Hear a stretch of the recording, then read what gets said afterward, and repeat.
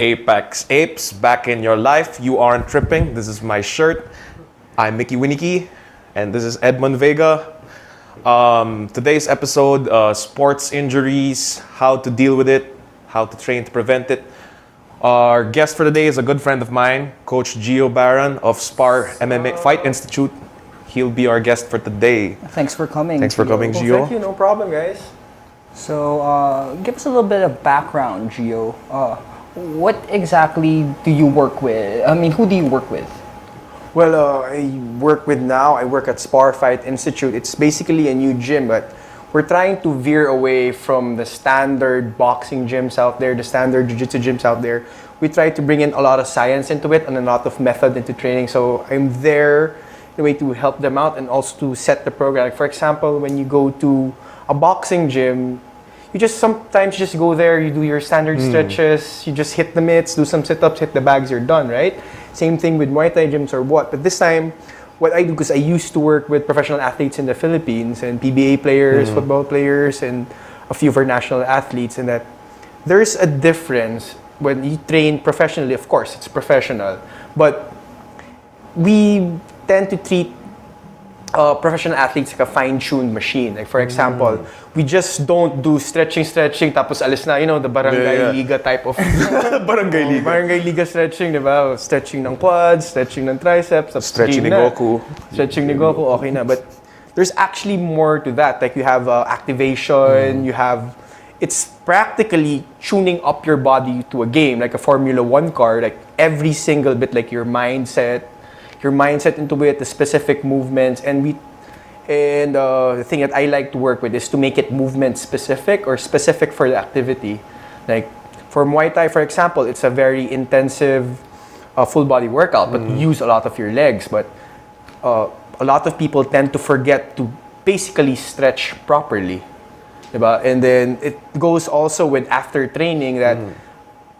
You tend to, like trainers, for example, in certain boxing gyms, like I'm very, very observant in some mainstream gyms out there. If you watch them closely, and if you really work out, or if you have an athletic background, you see that not really almost everything, but the principles of how they deal with certain things aren't really working well. Like they overstretch up to, they stretch up to the point where it hurts. Parang unnecessary. Yeah, unnecessary example. Yeah. That's my pet peeve because my brother got me a 1 month pass for one of these gyms, and I was there watching. I was like, wow, these guys have no idea what the hell they're doing. And I'm sure, Coach, if you observed like how if ever there's like a syllabus that they follow, what they teach their students, everything, it's all the same. It's all your jab straight. Yeah, Parang feels like it's a no-brainer. You can't like actually develop strategy with their lesson plan. Yeah, in terms of training, yes. Some people tend to do that because, well, I understand certain places do that because you have certain places that basically train people specifically to lose weight. Like now it's summer. Tara, boxing tayo, papayat lang, para Bora in 2 months, diba? Muay Thai tayo. But in SPAR Fight Institute, what we like about it is that all our trainers are actually national athletes. And we have national team coaches for Muay Thai actually there. So regularly, not really regularly, but regularly, almost every day, we have a national coach there. Coach Harold is there. He actually competed in the World Championships for Muay Thai. And then we have Coach Crew Jesse, who's a bronze medalist in the international Muay Thai scene. You call him crew? Crew, yeah. It's a Thai term for, I'm not exactly sure, but it's a Thai term for like coach. Yeah.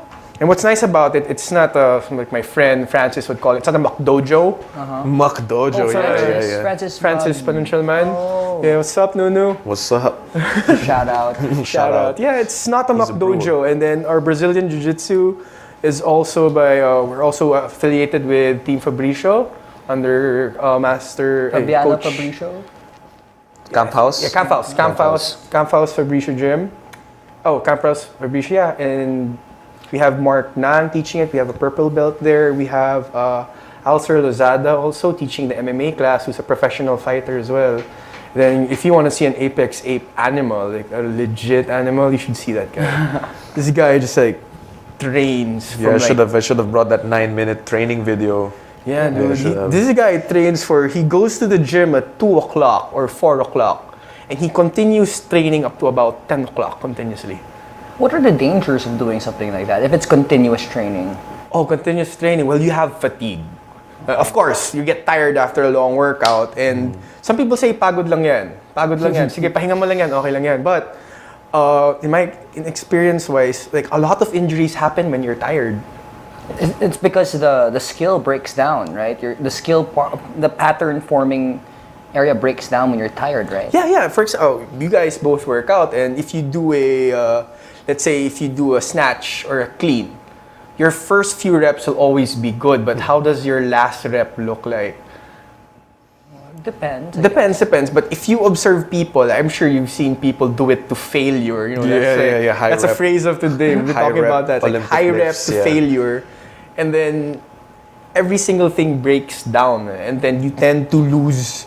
You tend to lose your control. You tend to lose your balance. Yeah, that's a problem with it because in terms of certain things is that people tend to forget the essential muscles that you need for a specific movement sometimes. Like, for example, let's say... How do you feel about priming? Priming? Like, doing a movement that functionally has a purpose to, for example, prime your muscles for the next movement. Like doing vertical jumps right before squatting. Like doing 1 or 2, maybe 3. To activate your nervous system. There's actually it's a common thing right now. If you look at if you watch a college game, for example, UAP's coming up when summer ends, and then even the summer league starts up. Go to the dugouts. Go to the court even before the game starts, and look what they're doing. And you see certain stretches, you see dynamic stretches that they start before, and some teams would even start off in the locker room alone. Like ako naman personally, when I know that I have a player who has an injury, for example, who has back spasms during the game, who has shoulder problems during the game, I prep them for the movements. I give them certain exercises to to activate the shoulder blade muscles, to activate the core muscles, to activate your hip muscles right before the game. So it's like an intense warm-up.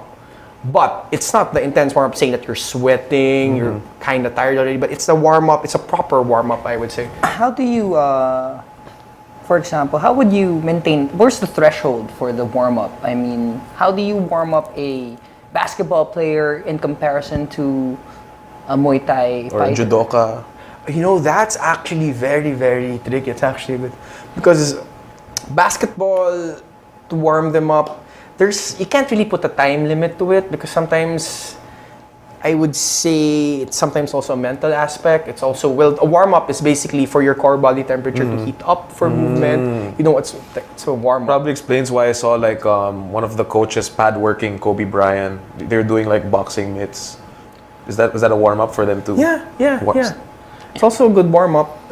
Boxing is not just the arms, it's actually a whole body thing. It's a lot of core movement, a lot of leg movement. So in terms of sports, well, it could be a generic warm-up, you know what I mean? You're a sports injuries coach, so what are the most common injuries that you deal with? Well, the most common injury, I would say, sports injury, You deal with a lot of knee injuries like MCL, PCL, tears. Oh, tears, that's not...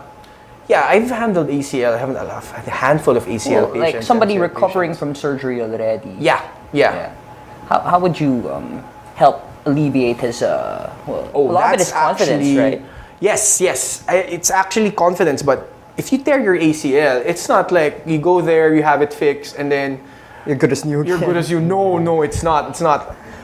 I've met certain people. I've met people who think that ACL, I'm done in a few months. I'm done in a few months. No, professional athletes here in the Philippines, specifically Mora Lorenzo, where I used to work, it's a 6-month program that you follow, and then to that 6 months, it's basically little by little. You start off with muscle sets, and you work your way up all the way to plyometrics, and then to return to play. So in terms of that, it's a long process. Because what happens is that once you injure your knee, everything just shuts down.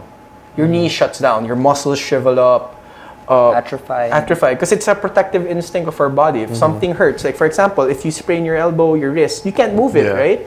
And because it spasms, it takes it on guard mode, let's call it. And then from there on, after surgery, you put it again in guard mode because you you go in the knee and put something new. And then from there, you work on it little by little. What do you look at when you want to prevent, say, knee injuries? Knee injuries. That's actually, there's a study that's out there that compares female and male. Like for guys, for women, ACLs are actually slightly a bit more common because of their anatomical configuration. Yes. They have bigger hips. They have, and then it kind of tapers down. There's a certain angle of their knee, and then their foot. It forms like puts it in a weird position alone. So a lot of girl basketball players tend to have ACL, will have knee problems. You see it but to prevent it, you just have to be fit. Because keep strong, keep strong, strengthen your legs. Leg day is important. Yeah, but summer's coming up. People so will just even women should train legs. Oh yeah, definitely. Yeah, right? women hips, legs, balance, for example. But also, there's also freak accidents out there. Yeah, that happens. Like when I tore my ACL. Oh wow. That was actually not really a freak, but it was a bad sports injury because it was a judo practice session, and then when I tried to throw the guy, he landed on my knee. Ow. Yeah, he landed on my knee, and then I twisted my knee. I felt something pop already. It's like, okay, it popped something. And then he landed on it at the same time. So upon landing and then back. But, in terms of injury prevention, a lot of core training helps because your core is the start of all movement. There's even some when you say core training, do you mean like core specific work or complete body activation work? Complete body activation, yes, because you will activate your core. But if you say core training, core strengthening, like for example, it's not sit-ups. It's not sit-ups. It's not back extension. It's not that. It's GHD. Because your core is it's a stability thing. It's a corset. Some books call it that your corset, and then a corset provides support.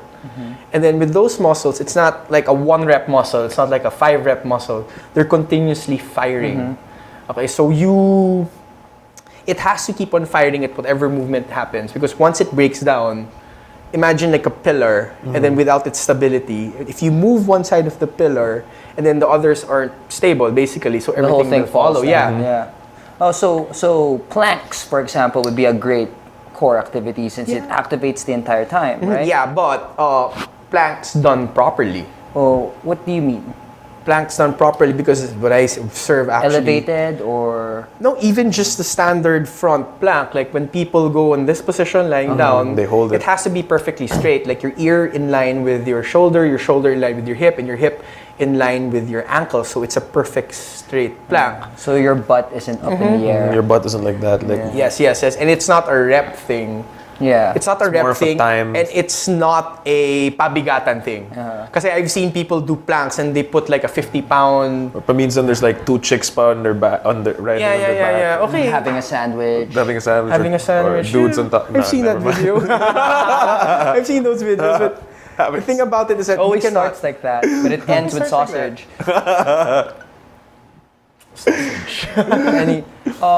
So for core work, direct activation, you would recommend planks and what else? I mean, plank I is needed to actually strengthen my basic. core. Stability exercises. You have a stability ball there. Try doing some exercise in your stability ball, and then make sure that you don't. When you say stability ball, you're talking about that the half ball. Oh no, that's or a the full Bosu ball, like a Swiss exercise ball, like the big round one. That's actually a pretty good tool. It's inexpensive and it's practically in every gym there right now. Yeah. So it's a good thing to do that because it teaches you how to keep your hip straight, keep your hip neutral, keep your back. Because once you move your hip towards a weird direction and your weight goes there, you turn. You turn. So we have to keep it in balance. That's actually a very, very good exercise for your core. Interesting. But the thing is, if you talk about being movement specific, you're not sitting down on a ball when you're playing basketball. You're right. Right? True. You're not on a plank position when you're boxing. No. You know what I mean? Like there are thousands of videos out there, like YouTube alone. There are a lot of training methods for core strengthening. But basically, with this one seminar I went to, we like the cross core principle, which I like. So it's basically putting yourself off balance. Like a Pallof press or something. Like keeping unstable. Unstable landmines. I've seen a lot of landmines on right now. Some landmines, it's a pretty common one because some people do the landmines but they twist. That Russian twisting. Yeah, but with the landmine thing, if you want stability, what I do personally, I like doing is trying to keep the torso straight instead of just turning with it because you strengthen your rotation. You're actually putting resistance to rotation. How about just stop the rotation, just move with your arms? It helps when if you have the machine that the bar can connect to and can move and swivel. Yeah, it helps, but just a plate on the floor and then just half of the edge of the bar there, it works just as well. Yeah, it's not like, strengthening your core doesn't require you to need like a lot of equipment. We'll take a break for a moment. Yeah. Come back for more advice. Hi. They say nothing in this world is free, and for the most part, that's true. But here at NMF Network, all shows are indeed 100% free. And as an added feature, you have the option to subscribe to all your favorite programs, also at no charge. Why should you subscribe? By subscribing, you no longer have the hassle of delays when you stream the program. You also don't need to keep checking our site to see if your favorite programs are up because they'll automatically be uploaded to your device as soon as it's available. Here's how to do it. First, open iTunes. Your next step, hit the iTunes Store button. A search bar should open up as soon as you do that. Type New Media Factory in the search bar, and all your shows should open. Pick the show you like, or all the shows you like, and once that opens, hit the subscribe button, and that's it, you're in. All shows will now be automatically downloaded to your device. Apex Apes back in your life. But before we continue with our show, you can now get the iPad Mini with Retina display, and iPad Air on installment basis at Beyond the Box. Just check out Beyond the Box on Twitter at Beyond the Box PH or go to Beyond the Box at One Rockwell. Now back to our show.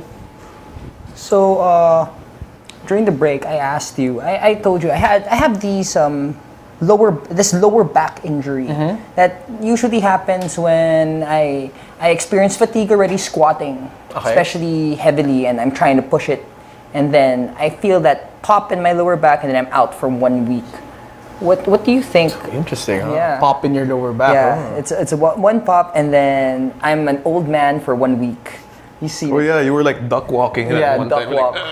Well, if it's something, this is like personal. When it's something like that, well, first aid wise, see a doctor first because it's your back, it's your spine.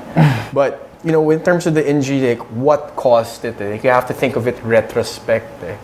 Like for example, now since we're not in the era of the Icelandic giants, we go to the farm, carry cows, kill the pig, eat a goat. Here's my cow. Yeah, no, we don't do that anymore. And then what happened to people is that we're now confined to desk jobs. To boxes. We're now confined to cubicles. We're now confined from working on our asses. And then it's actually something weird because we are not built to sit down. That way. We're not built to sit down. If you look at the way humans built, we're not at all.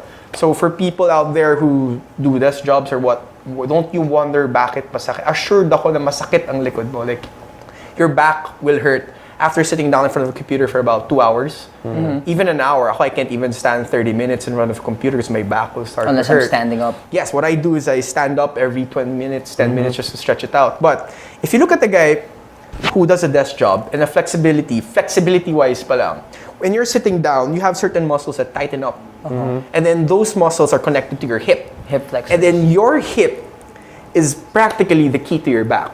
So that's Because when your hip moves, your back will follow. Like it's actually the position of your hip can dictate the curvature of your back. I've heard about this. My chiropractor, she advises me not to put my wallet in my back pocket and not to put my cell phone in my back pocket, especially while I'm driving because it tilts.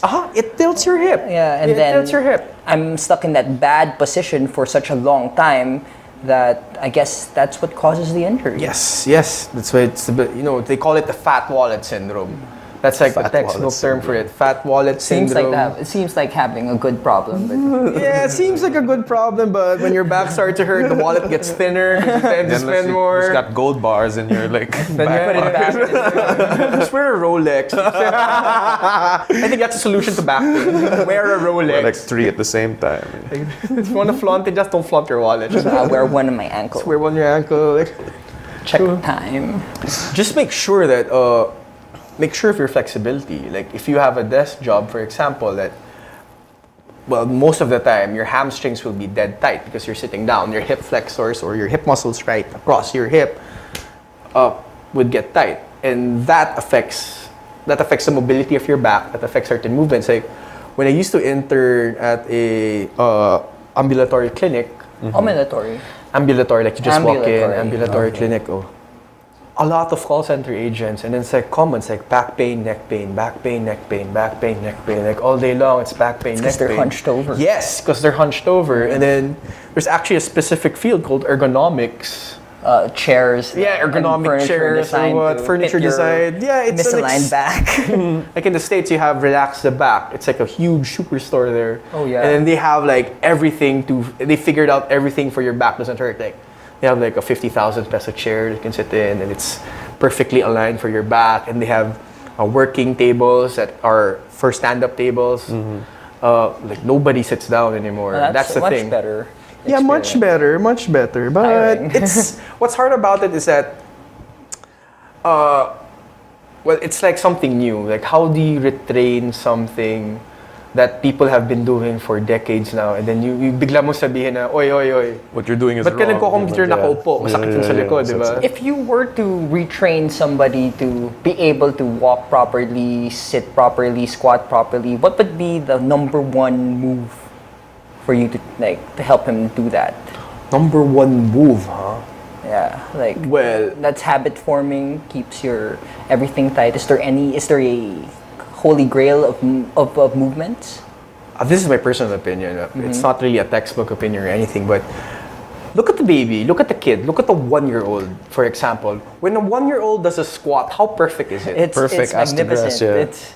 It's like feet are. How come I can't squat like that? Because through time we don't move the way they do anymore. Well, of course we tighten up, we get more muscles and that. But if you look at the kid, the way they move, they're just so flexible.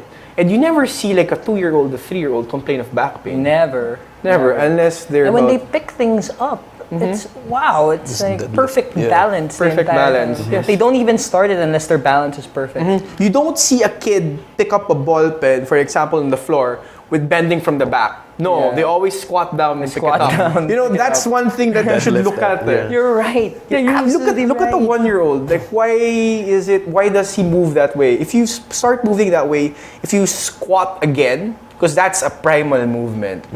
Like squatting is a primal movement. Come on, we invented chairs for comfort. If we didn't invent chairs, we'll be sitting on our asses on the ground. And we invented I think chairs, that's still pretty lazy. good. Yeah, I think Iro Portal, I'm not saying for that guy, this movement guy, really. Sorry, what's his name? I forgot. Iro Portal, yeah. This guy I've been actually reading about, like his movements, for example. Like he's a movement specialist. And then, what do you mean by he manipulates joints? No, he doesn't. He has a set of certain exercises that mimic natural movement. If you look at it, if you really just look at it, like okay, he's doing a squat. And then he now recommends you staying in a squat position for at least 30 minutes a day, like intermittently, if you could stay there. The squat game. Position, do you mean the bottom, or do you mean a 90-degree angle? Oh, he wants to do the bottom thing, like ass to grass. Ass to grass type. But Japanese deposit. Yeah. That's just an example. I'm saying that he's the perfect guy reference to do that, but it's going back to primal movements. Like now you have such things at the paleo diet is coming out. Yeah, it's being a big trend right now. Okay, if we're going back to basics in terms of what we eat, we're going towards organic, we're going towards natural, free range, all that. How come we're not going back to basic primal movements in terms of exercising? I agree with you. Diba? Why are we so confined to doing a bicep curl and that's the gauge of your fitness? Diba? Why are we confined to the number of sit-ups and the amount of abs you have, the definition of fitness? It's part of it is a propaganda, right? A propaganda image. That's one thing. It's like an image thing. Like everything you look at front has to look good. For example, like your chest has to be this huge pumped up thing, and then you're the awesome guy at the beach. Kung you have a six-pack that just like you can kaya mo kayurin or what, and like washboard abs, you're the apex ape of the beach. But if you look at it from my perspective, for example, I look at you and then I look at your posture alone. Okay, you have a huge chest, but your shoulders are rolled forward, and then your back muscles are inexistent. Or what? I assure you that after you bench press your bench press session, your shoulder will hurt. Tight. Definitely, it's tight because you're all crunched in forward, and that's not the natural position. And then your posture. You know that old. There's this poster I always look at. Posture is the most important. Yeah, watch your posture. Because your posture doesn't that dictate your. Basically, it's your habit. Your posture is your daily habit. So if your posture is good, then every day you're training this good habit. Yeah. Like perfect example, like Mickey right now. A posture up, just like straight forward. Yeah. Okay, now clap your hands overhead. Just like touch your hands overhead like that. Okay, now posture as if one of those guys in the gym na kuba na talagang laki na ng chest. Most muscular pose. Like the muscular pose, like that. Like the muscle pose, like that way. And try to reach overhead. Like it's an exaggeration of movement, but once you're not in line with your posture set, you tend to move things. Like if you move things, they're not moving up their optimal level or at their optimal position, that's when injuries start to happen. Like I personally know because I've, the high school weights, no supervision, bench press competitions, and no, I'm going to be the guy who can bench most in every class. day is like chest and arm every day is chest day, every day is shoulder day. And I remember me and a buddy of mine, Miguel, like we were proud that we couldn't like our arms were so big we couldn't touch our shoulders. Like wow, this is a sign. Swole. This is a sign of strength. This is power right here. And then we realized later on it's bad. It looks good, but if you like, for example, if you train a lot of chest work but you don't train your back, it's gonna hurt. Exactly. It's gonna hurt. You see the guy in the bench press, like after he benches, like 2 plates aside, 90 aside, 90 kilos aside, or what? He just benches it out.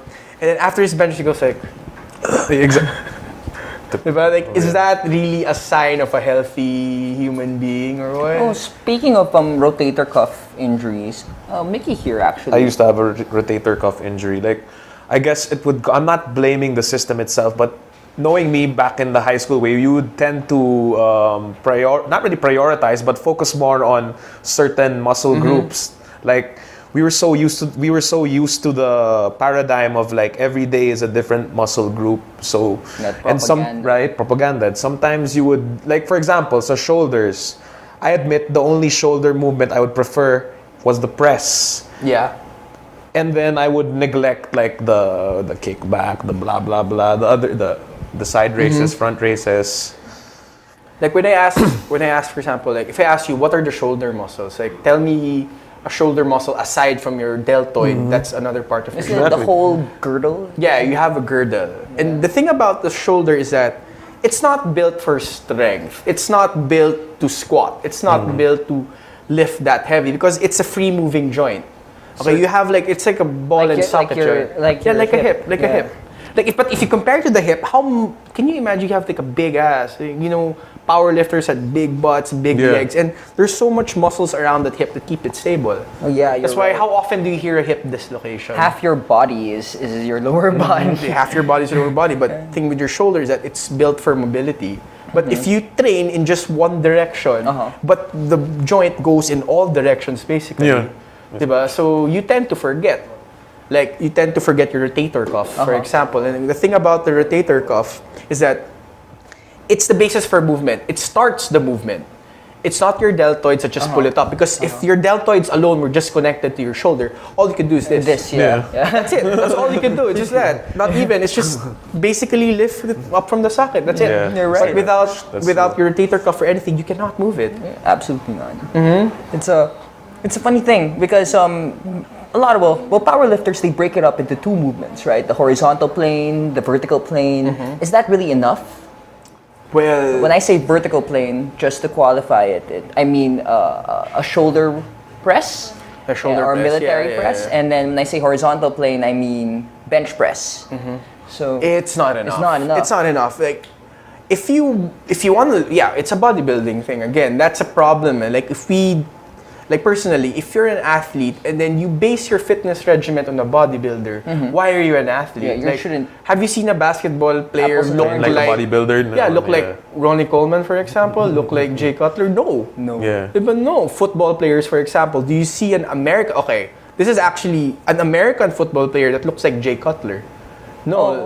Well, some of them are pretty enormous. Yeah, pretty enormous, but especially they don't linemen. have the need for that much definition. Absolutely. They don't have the need for it. They're not posing in trunks. Yeah, have you seen a professional badminton player with like 20-inch biceps?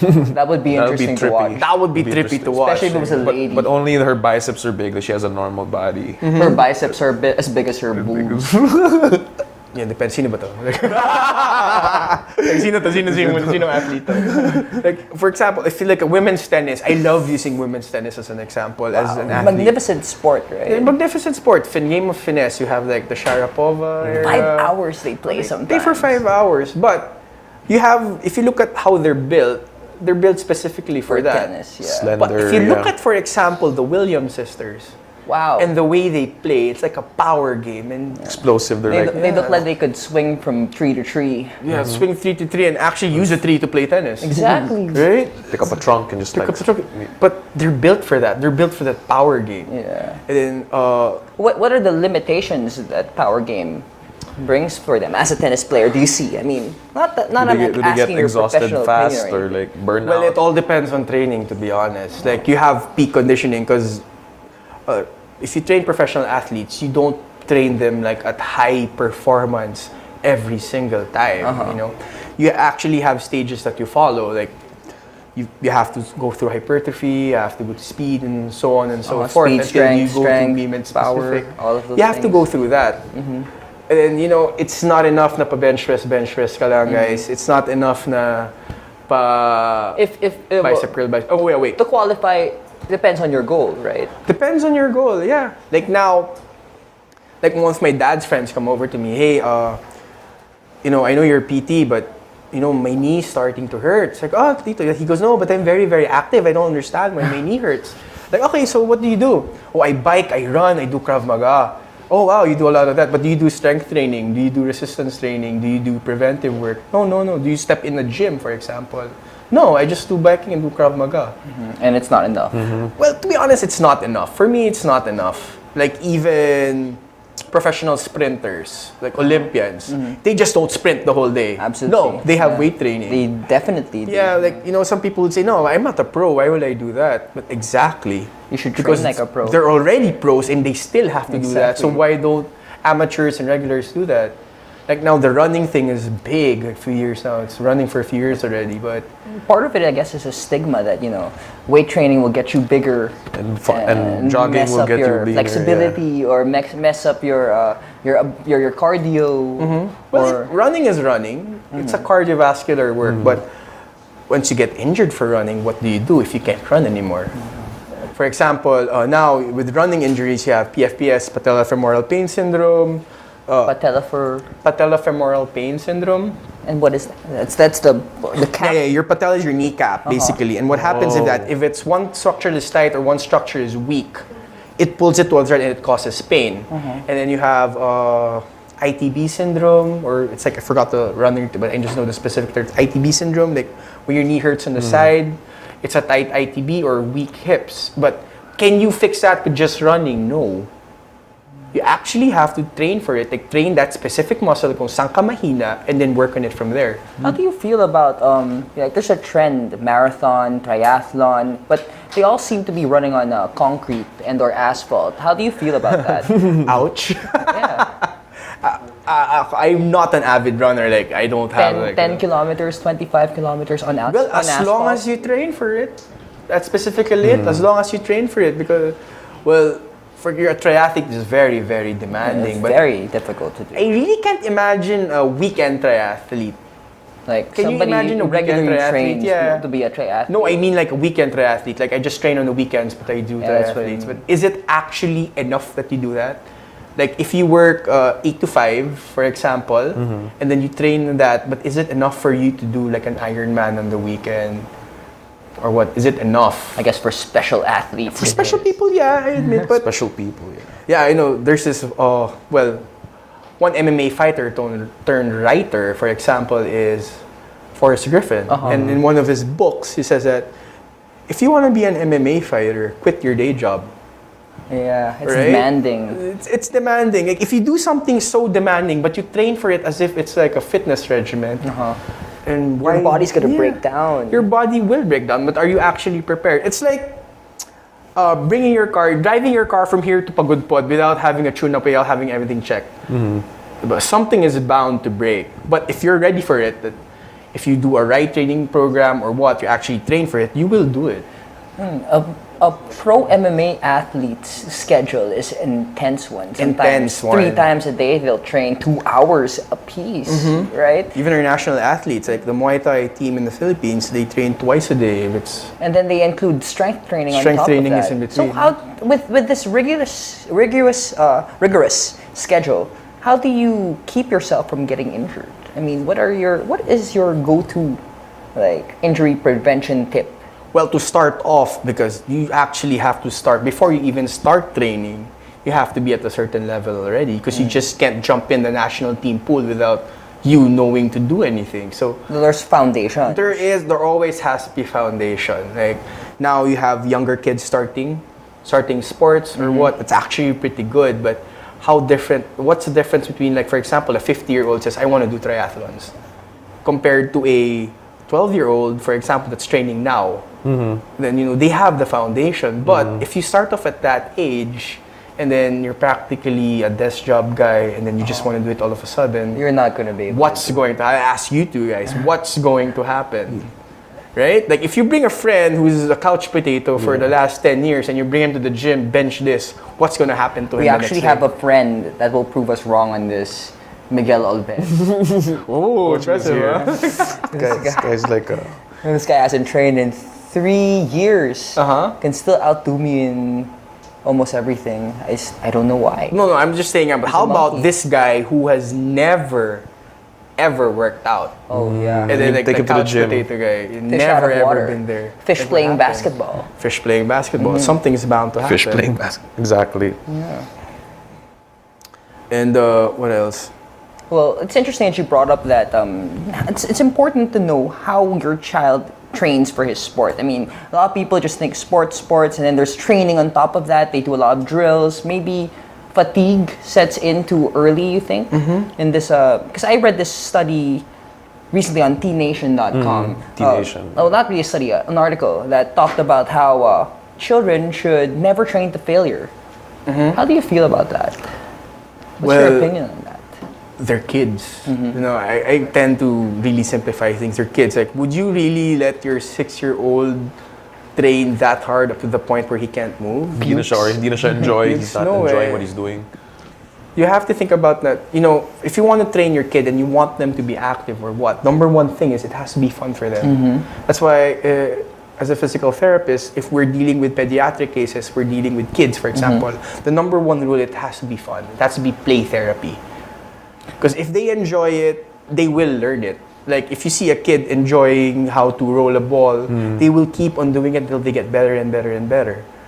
But if you force a kid to do it, they're just going to despise it and they won't do it properly. You're right. Even trauma could set in, right? If you Yes. force them, like, I have a 2-year-old, right? And every time he shoots a basket, I give him encouragement, like massive, like as if he won the NBA championships every single time. And so every time he shoots the ball, he feels elated by it, elated.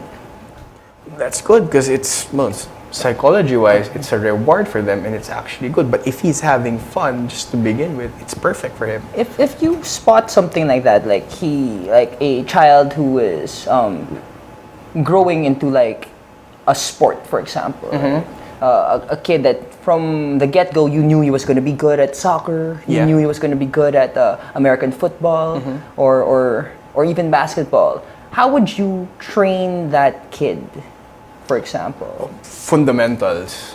Like now, people forget that. People forget that, the basic movement is what you need first. Like running. I know some professional athletes and their kids, like, hey, what does your kid do? Your kid's 3 years old. Like, what sport? Does he play basketball already? No. I'm teaching him football now. He's in football camps. Like, oh, why?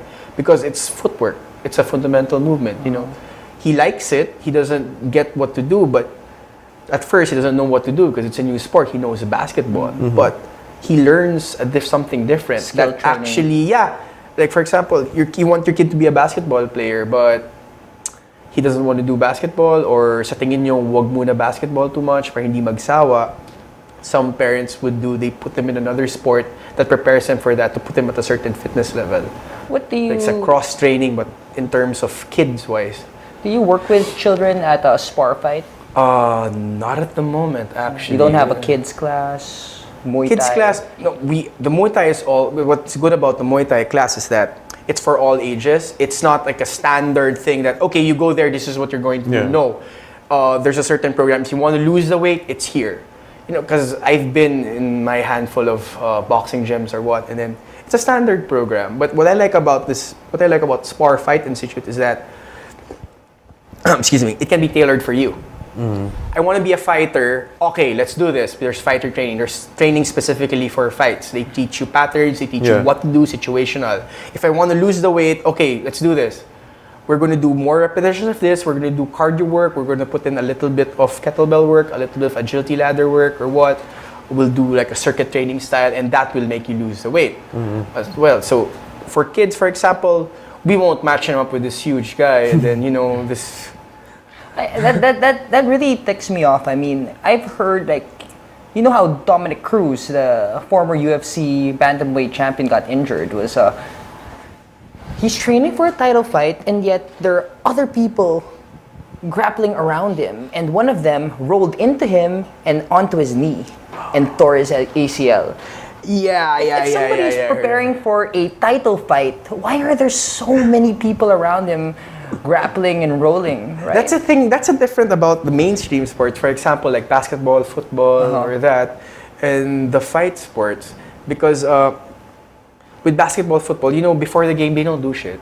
I prefer. I prefer. You have a game tomorrow. You have a game next week. Maglalaro tayo, laro lang ng konti. Just go through the drills, but nothing too crazy. But with martial arts, fight sports, and things like that, there's a mental aspect to it.